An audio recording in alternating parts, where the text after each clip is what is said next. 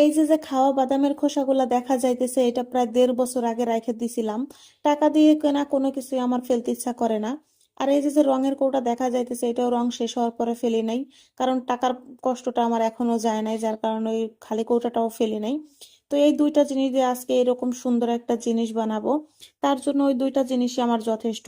তো প্রথমে আমি ওই বাদামের খোসাগুলারে একটা কটন বাডের সাথে আঠার সাহায্যে ফুল শেপ করে দিয়ে নিছি। তো ওইটা আমার কাছে নাই বলে দেখাইতে পারতেছি না। তো একটার সাথে একটা আঠা দিয়ে লাগাই দিলে একটা ফুলের শেপ চলে আসবে। আর ওইটা ফুলের শেপে দেওয়ার পরে একটু শুকাইতে দিছি, কারণ শুকাইতে না দিলে আঠাগুলো থাকতেই চায় না। তো প্রত্যেকটা ফুল তৈরি করার পরে আমি একটু শুকাই নিছি। শুকানোর পরে ফুলটার একটু রং করে নিছি। নিচের সাইডটা একটু গাঢ় কালার আর উপরের সাইডটা একটু হালকা কালার করে আমি প্রত্যেকটা ফুল একই রকম করে কালার করে নিছি। আর উপরের সাইডটা সাদা দেওয়ার কারণে বা হালকা কালার দেওয়ার একটাই কারণ, কারণ আমি যে ফুলগুলা দেখছিলাম, মানে টিউলিপ ফুল, ওইগুলা এরকমটাই দেখছো অনেকটা। তো সেম হয়তো বা আমারটা হয় নাই, কিন্তু আমি চেষ্টা করছি এরকম একটু কালার করার জন্য। তার নিচের সাইডটা গাঢ় করে দিছি আর উপরের সাইডটা তাই একটু হালকা কালার করে দিছি। প্রত্যেকটা ফুল আমি একই রকম করে রং করে নিছি। একই রকম করে রং করে দেওয়ার কারণ হচ্ছে অন্য কোনো রং আমার কাছে ছিল না। আর এগুলো দেওয়ার পরে একটু শুকাইতে দিছি। আর শুকানো হয়ে গেলে আমি যে পাতার শেপ করে কাইটে রাখছিলাম, ওই কাগজগুলো লাগাই দিছি। এটা প্লাস্টিকের কাগজ দিয়ে দিলেও হইতো, কিন্তু আমার কাছে প্লাস্টিকের কোনো কিছুই ছিল না, যার কারণে আমি সাধারণ যে খাতা ছিল, সাদা খাতা, ওইটাই আমি দিয়ে দিছি প্রত্যেকটা ফুলে। ফুলে পাতা লাগানো হয়ে গেলে আবার একটু শুকাইতে দিব, কারণ সাথে সাথে আঠা লাগানোর পরে কোনো কিছু করা যায় না, যার কারণে আমার আবার একটু শুকাইতে দেয়া লাগছে। তো প্রত্যেকটা ফুলে আমি 2টা করে পাতা লাগাই দিছি। এরপরে আমি আবার একটু শুকাইতে দিছি। আর এই ফাঁকে আমি হচ্ছে ওই যে সাদা কোট করে রাখছিলাম যে বোতলে, ওইটাই আমি কালার করে নিব। মানে যেটা করতে চাইছি গাছপাতা ফুল, ওইটাই। তো আমার কাছে কোনো তুলিও ছিল না। ভাই আমি গরিব মানুষ, আমার কাছে যা থাকে তাই দিয়ে করার চেষ্টা করি। তো তুলি নাই কি, বুদ্ধি তো আর কম নাই।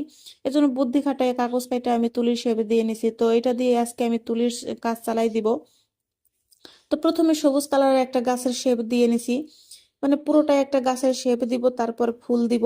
তো সেজন্য আমি সবুজ কালারের রং দিয়ে আর কাগজ দিয়ে কাইটা বানানো তুলি দিয়ে আমি ফুলের শেপ, মানে গাছের শেপ দিয়ে নিছি। গাছ আর্ট করা প্রায় কমপ্লিট হয়ে গেছে। এরপরে আমি এই বোতলটা আরেকটু শুকাইতে দিব, কারণ না শুকাইলে সাথে সাথে কোনো কাজে করা যায় না। এজন্য একটু রেখে দিছি। এরপরে কি দিব কি দিব ওইটা ভাবতেছি, কারণ আমি আগে থেকে কোনো কিছু ভাইবা বসি না, যখন মনে পড়ে তখনই কাজ করতে বসি, আর তখন একটু ভাবা লাগে। এরপরে আমি ভাবতেছিলাম কি দিব, এরপরে মনে হয়েছে যে যাই হোক, আমার কাছে যে রং আছে ওটা দিয়ে একটা ফুল টুল কিছু একটা দেই। তো এই জন্য তো রংটাও শেষ হয়ে গেছে, আমি চামচ দিয়ে একটুখানি উঠাই নিছি।